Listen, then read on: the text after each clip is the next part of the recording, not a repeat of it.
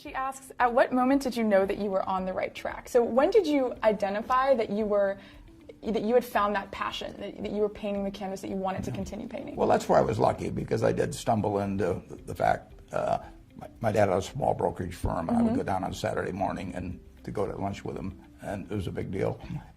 But in the morning when he worked, I would read the books there, and so I found it very early.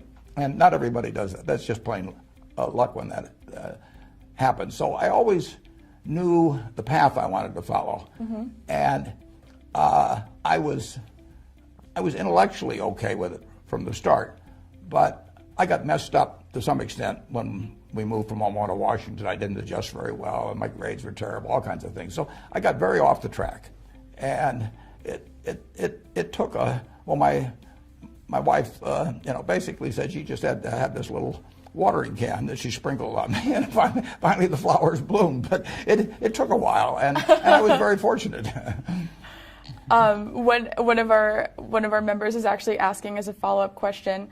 This is Casey from Texas. She's asking, can you remember a specific time in your life when you had the most difficulty adjusting to your career path? And it sounds like maybe that was your move to Washington, but can you sort of inspire our audience with an example of a time when you may have doubted your career path, and how did you move out of that into where you are today? I really didn't doubt my career path, but I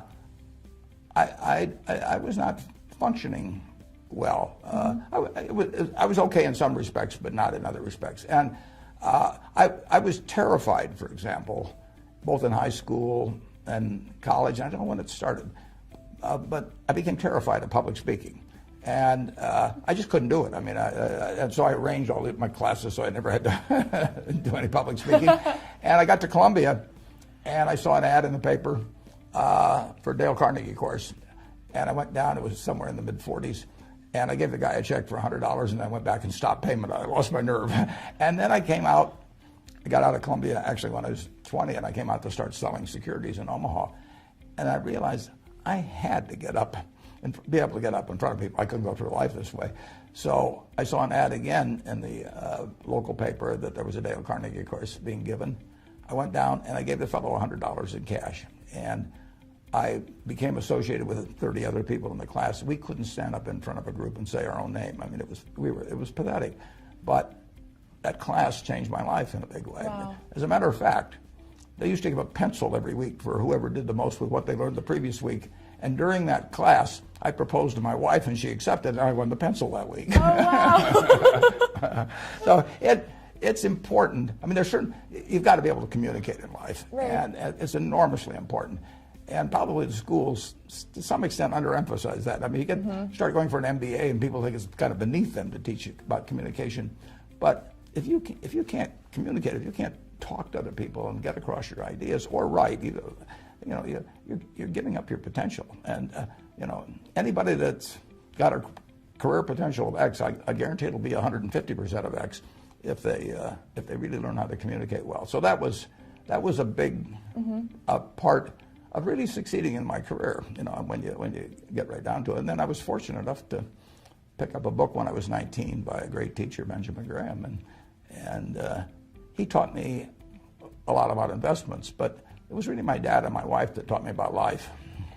So is your number one, so multiple people, including Devin here from Charleston, asked, what's the one piece of advice you would give to a fellow introvert? And we talked a little bit before this about the fact that this is not in either of our comfort zone as fellow introverts. Yeah. So would your advice to a fellow introvert be to just sort of confront that fear, go to a communication class, and just practice out of the fear? You have to do it. I mean, you have to do it, and the sooner you do it, the better. I mean, it's so much easier to get the right habits when you're young than work later on. And I mean, I think they have Toastmaster clubs. I don't know what they all are, but if they're to get over fear of associating with people, you got to go out there and associate. And it's painful. It's very painful. When I finished the Dale Carnegie course, now I'm 21, proposed, got accepted, and everything, but I was very worried that I would lapse back like I was before.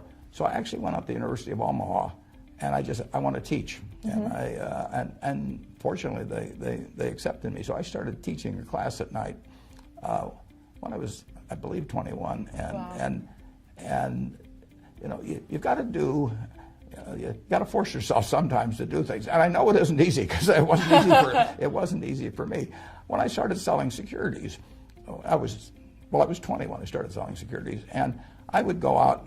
I used to walk around downtown Omaha and call on people, and there were people that I knew weren't going to be that friendly sometimes. And I'd walk around the block 3 or 4 times sometimes before I'd walk in. Work up the nerve to get in there. Absolutely, you know, it's not a bad thing to take a job as a salesperson, just to interact with people. I used to sell shirts at JCPenney company. You know, I sold men's suits, I sold children's clothing, and if you are somewhat introverted, like you say you are, and I know I am, just getting out there and forcing yourself to get into a situation where you talk with people. Most of them don't bite.